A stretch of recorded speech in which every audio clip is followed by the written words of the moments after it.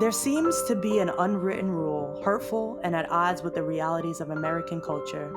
It says you aren't supposed to wonder whether, as a black person, a black woman, you might really be inferior.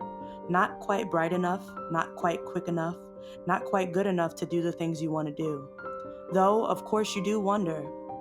You're supposed to know you're as good as anyone. And if you don't know, you aren't supposed to admit it.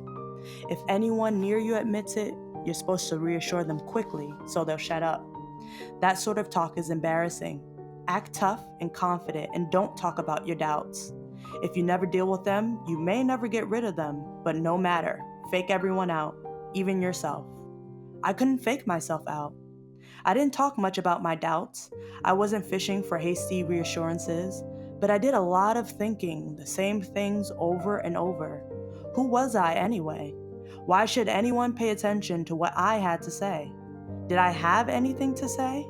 I was writing science fiction and fantasy, for God's sake. At that time, nearly all professional science fiction writers were white men. As much as I loved science fiction and fantasy, what was I doing? Well, whatever it was, I couldn't stop.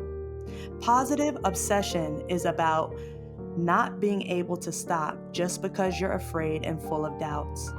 Positive obsession is dangerous. It's about not being able to stop at all.